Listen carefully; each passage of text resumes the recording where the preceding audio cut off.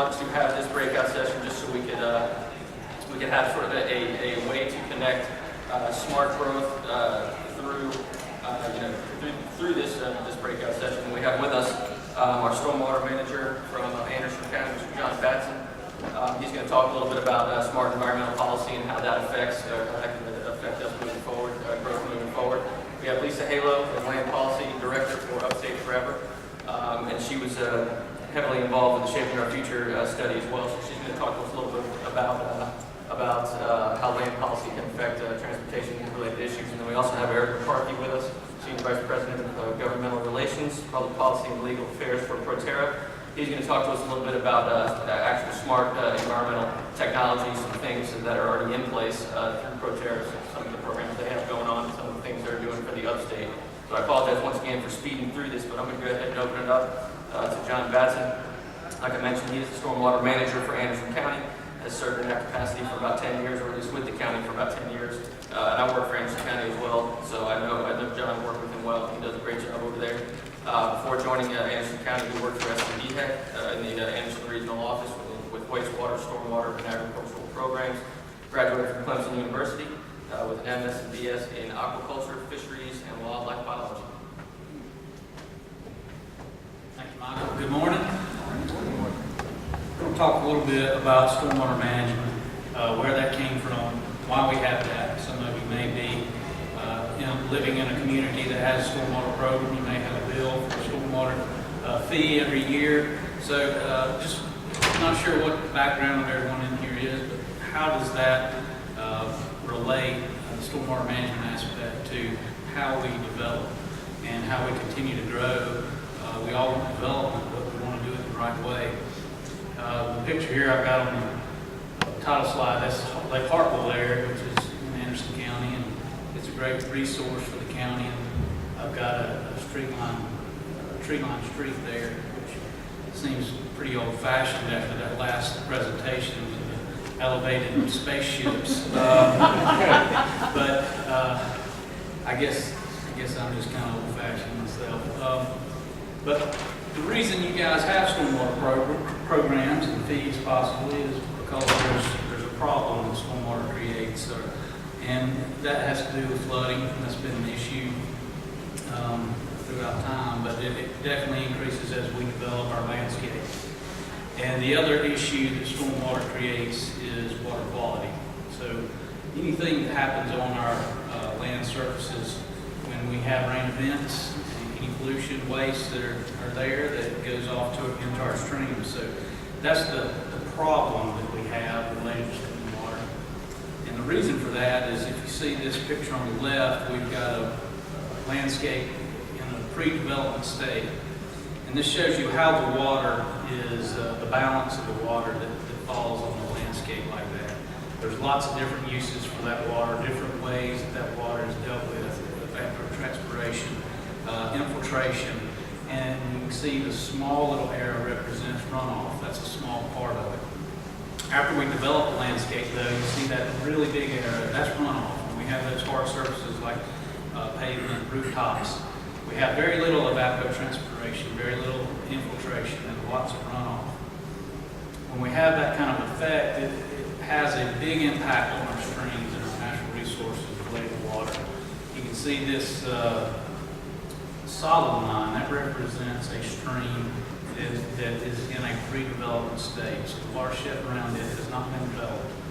The base flow of that stream is going to be relatively steady, a lot higher than a developed landscape.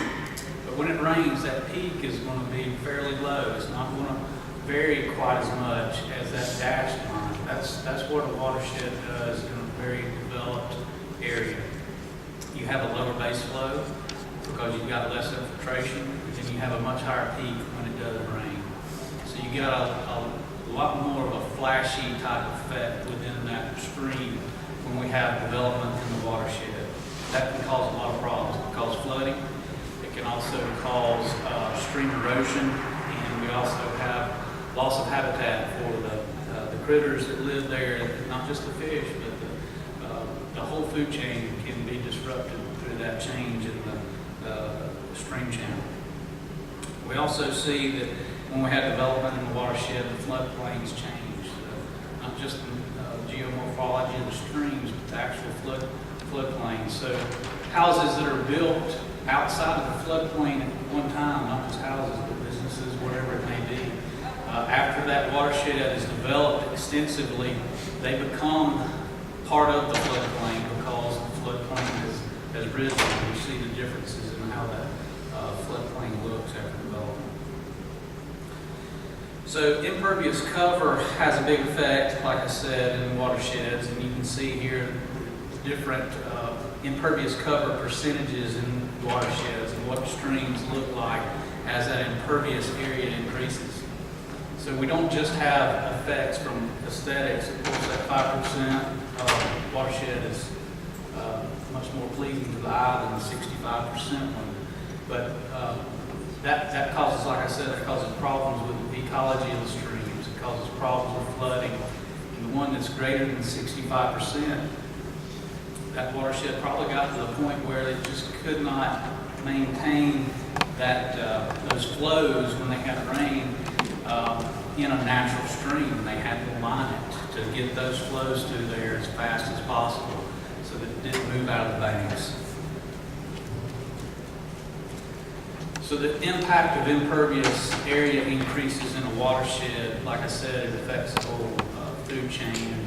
This shows the different effects it has on all the different animals that live in those areas.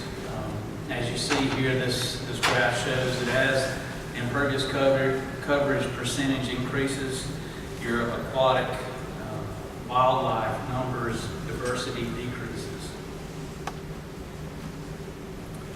So here's a glimpse of the outside of my refrigerator at home.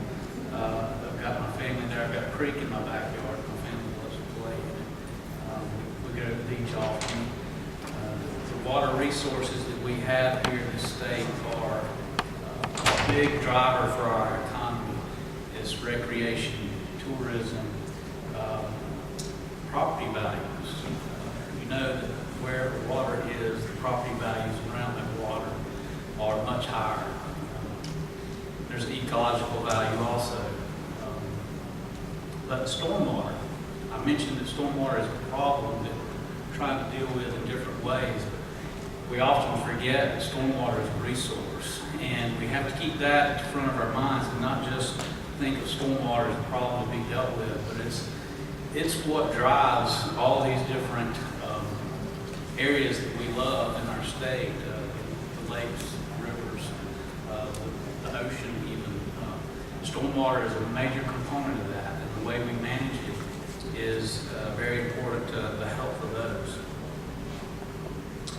So the municipal stormwater programs, this just lays out some of the elements that we deal with that are mandated through our permits from EPA and SAP. We won't go through every one of these. Those are some things that goals, targets that we have to implement in our communities.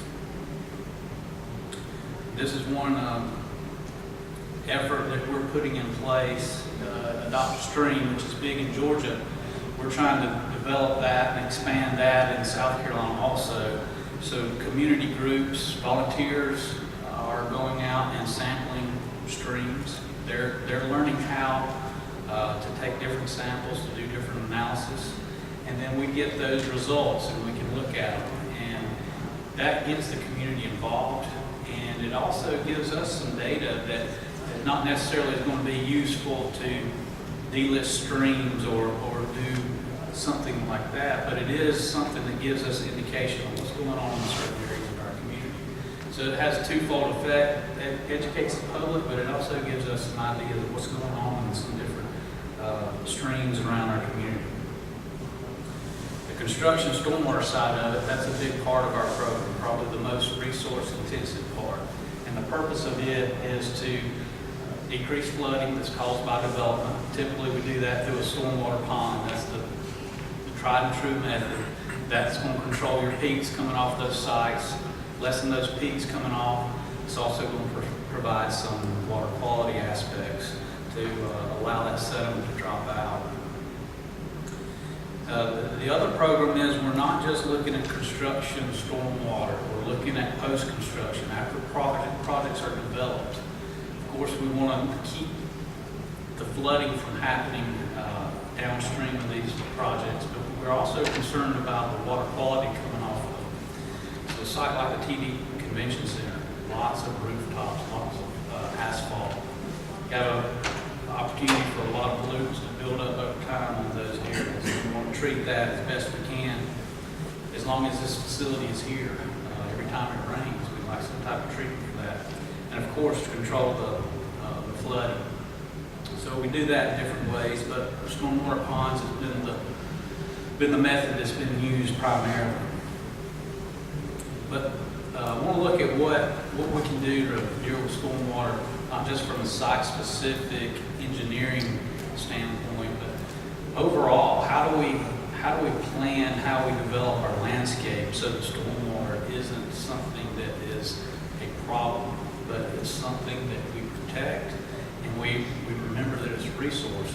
You look at this slide, you see how different development patterns are going to affect the amount of stormwater that comes off of a watershed. If you have 10,000 homes built over 10,000 acres, you're going to have much greater impervious cover and much greater runoff from that than if we go all the way down to that last slide where you have a very dense but still have the same number of developed homes in that area. How much runoff comes off of that site is much less. You have to remember though, we've got to preserve all that other area that's not built on. So we have a very dense, very impervious area while protecting that. So if we can figure out ways to identify areas that we want to protect and keep those protected from development in some way, that's going to be a big way we prevent stormwater pollution and protect our resources. Question. Yes, sir. Yes, all my questions. All listed in. The difference between the density between the two developed areas, the acre per resident, and then the downslope, without the increase there. Yes. What's the difference in the density for those two? Because they bring different Right. issues. I think the density is, the impervious cover percentage is much higher on class one. Is that answering your question? Well, knowing that the population density is going to be greater when you have the houses, condensed in a smaller area. We're still looking at the same amount of homes. So all these different examples with the same amount of homes, just packed into a more dense area. Okay, so you're just examining the runoff. Correct.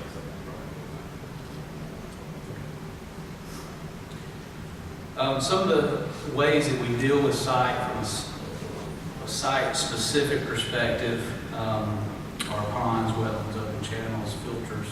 This shows a method that we use in the county.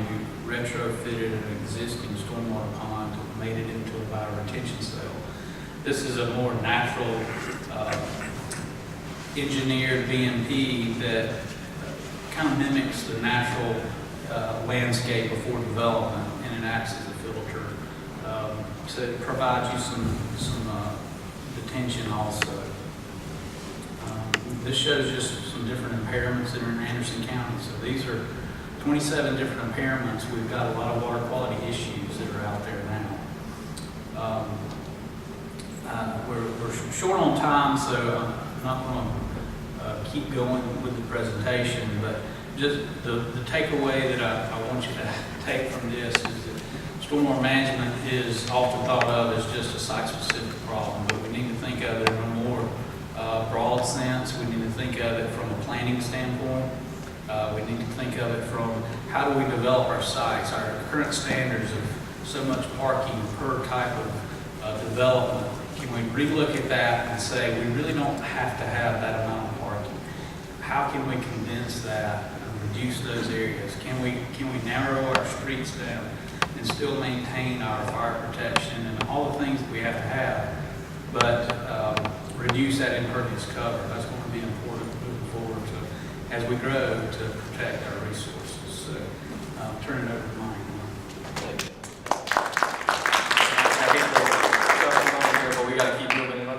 questions till the end. Those are some good questions, but we'll get to them when we can here. Hopefully we'll have a little time at the end. But next up is Lisa Hallo. As I mentioned, she joined Upstate Forever in 2007, coming to us from northern Vermont. Lisa also directs Greenville B-Cycle, which is downtown Greenville's bike sharing program. She holds a BS in magazine journalism and a Master of Science in Environmental Studies.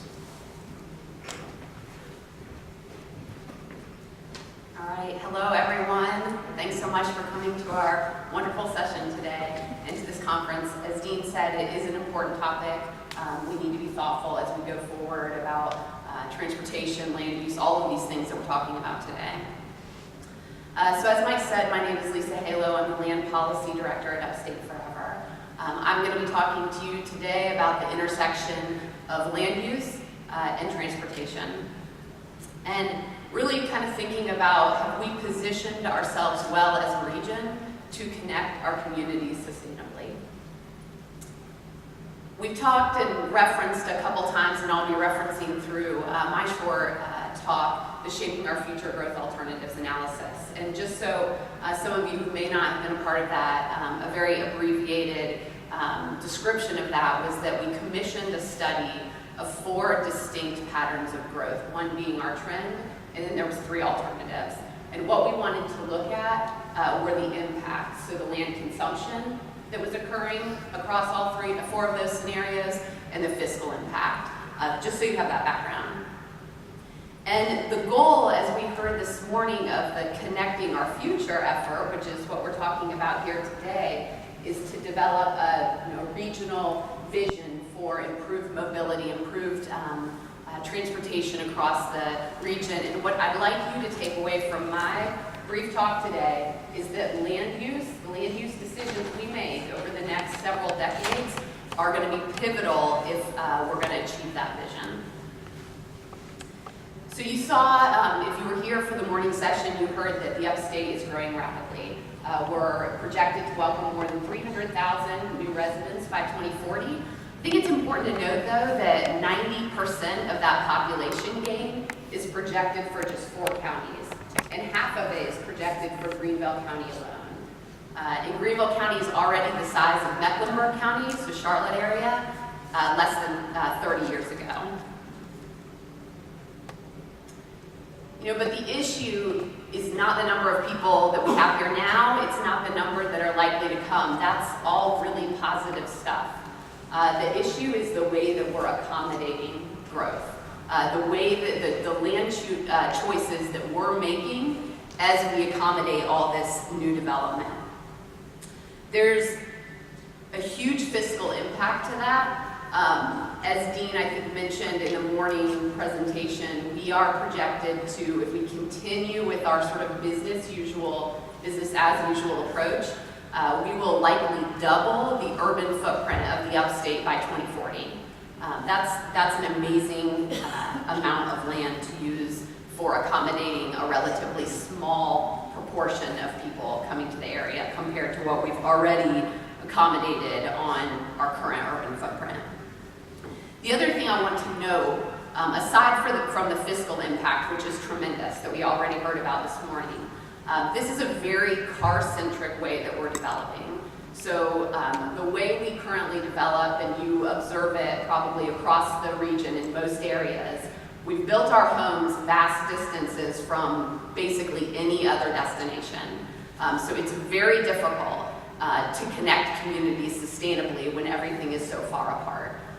We've really built an area that's around the idea of the vehicle and how can the vehicle make its way around the area, rather than looking at it from the perspective of how can we move people throughout the area.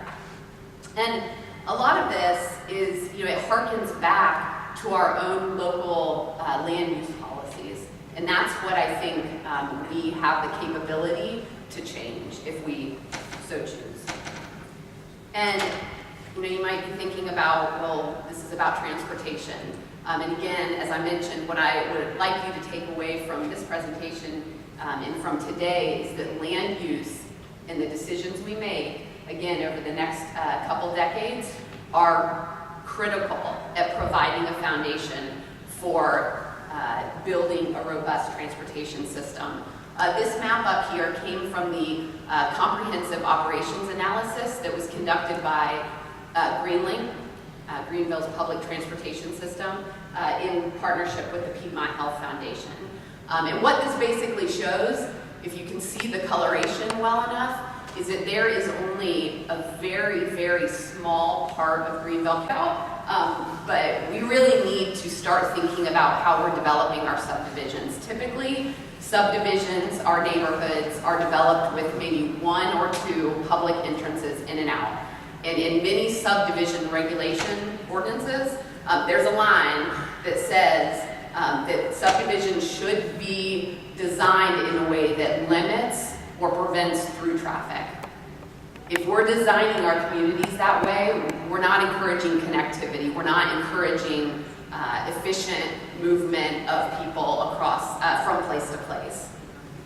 And finally, and probably most importantly, when we make transportation investments, which we've heard a lot about dollars and cents from this morning's presentation, we've got to be making those in tandem with wise land use choices. If we don't make those in tandem, then we're really not spending our dollars wisely. So we just need to be more thoughtful about that.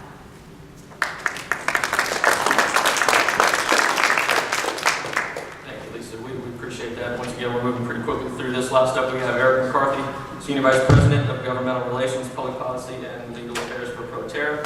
Eric has served as General Counsel for both private and public companies in the past. He's also served as an antitrust trial litigator. Eric attended Dartmouth College as well as the University of Pennsylvania Law School. Real quick. I realize I stand in the way of any Q&A, so I'll try to get this through this quickly. We heard a lot this morning about all of the emerging forms of transportation, rideshare possibilities, on-demand, autonomous vehicles. My hope is that your takeaway today is that we can do all those things and we can adapt to this emerging mobility world, but do so in a sustainably conscious way. And that's where PROTERRA comes in. So I don't want to make any assumptions. What I'd like to do is cover 4 points. Number 1, I'm going to give you a brief background of PROTERRA and where we are, what is our footprint. Secondly, we can talk a little bit about some of the trends that are accelerating adoption, at least in our heavy-duty EV space. Thirdly, we'll talk about the environmental impact, the adverse environmental impact that heavy-duty exhaust has. And then last but not least, I'd like to share with you how it is that an EV bus can help improve upon this situation. So first and foremost, just very high level, who we are. PROTERRA, we are here in Greenville. We're the leading U.S. manufacturer of EV buses. We have a footprint not only here in South Carolina, where every bus that we've ever made has been made, but we also have 2 facilities in California, one of which is where we make our battery packs. We have buses right now in more than 40 cities. That not only includes transit agencies, as you might expect, but it also includes universities, and it also includes a company in Chicago that is leasing our buses to transport their tenants to and from their property, commercial real estate property. We have a diverse background of investors as well as company leaders, and we are doing our best to eliminate emissions throughout the country. We'll talk a little bit about the emissions toward the end, but some other obvious benefits that come with driving an electric vehicle. It's quiet. So imagine getting off at LAX, you take your bus to get your rental car, and the noise that you have to sit through. Well, now go on an electric bus, one of the PROTERRA buses. It's extremely quiet.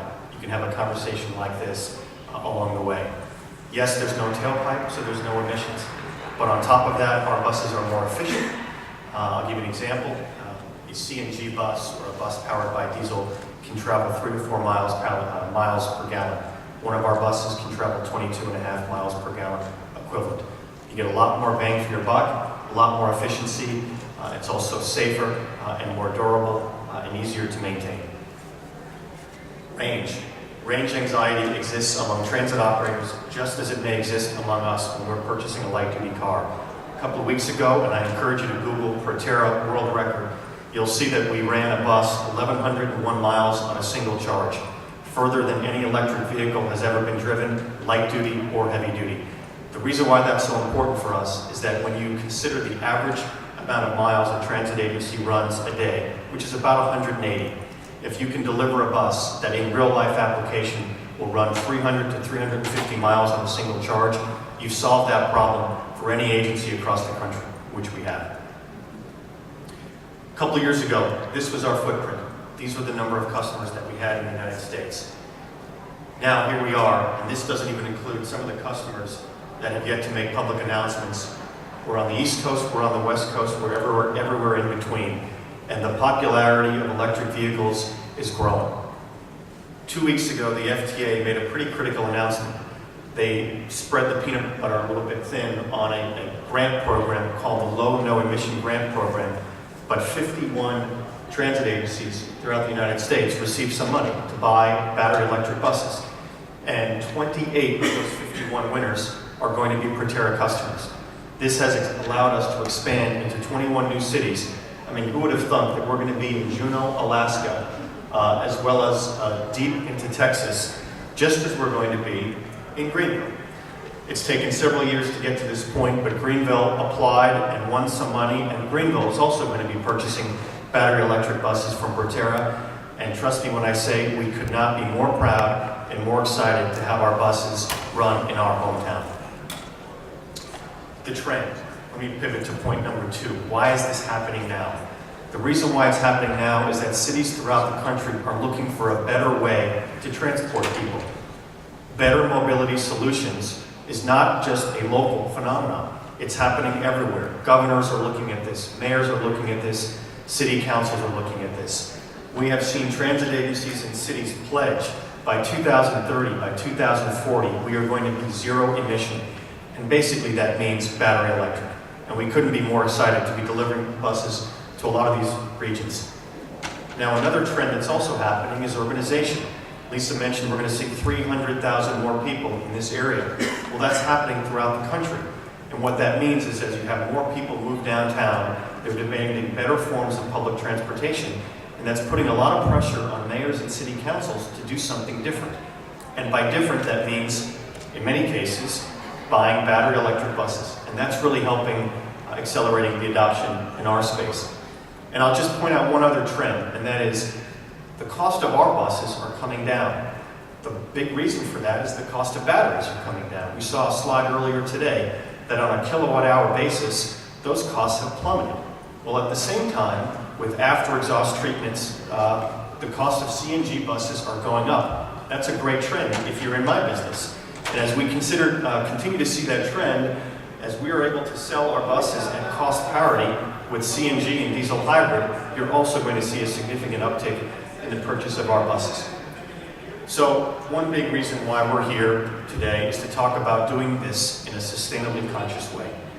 When you look across these numbers and you see the thousands of pounds of emissions emitted from a CNG bus or a diesel bus or even a diesel hybrid bus, and then you look at what our buses can do, where you have a string of zeros right down the left, it becomes at least an environmental no-brainer on top of the economic savings. I just wanted to point out this slide in terms of how PROTERRA has helped improve air quality in the Southeast. We have deployments in Tennessee. We have deployments in Kentucky. We have deployments in Seneca, South Carolina. And CATBUS is not only operating the buses in Seneca, they also won money last year, and they're going to be buying 10 of our buses. By deploying these buses throughout the Southeast, we've been able to save money on gas, diesel. We've been able to eliminate hundreds of gallons of diesel, as well as save costs for the taxpayer. And why? Because of the reduced maintenance and the reduced fuel costs. If you take a look at where do the NOx and the GHG emissions come from, the largest percentage happens to be from mobility sources. So the buses and the cars, the heavy trucks that we see on the road, the biggest culprit when it comes to emissions. And so we have an opportunity now expanding our fleet in the Southeast to help not only remedy the past impact of that, but on a go-forward basis, help improve the air quality here in the Southeast. Let me just pause for a second with CATBUS, because CATBUS won some money last year from the Low No program. They're going to be buying 10 additional buses. And that's important because a 10 bus order can really make a significant difference when it comes to eliminating emissions. Again, adapting to this mobility world in a sustainably conscious way. What can they do? Well, by running 10 buses, you're going to eliminate, 12,000 metric tons of CO2 equivalent, 5 tons of NOx and other pollutants, all the while saving money for the community taxpayer.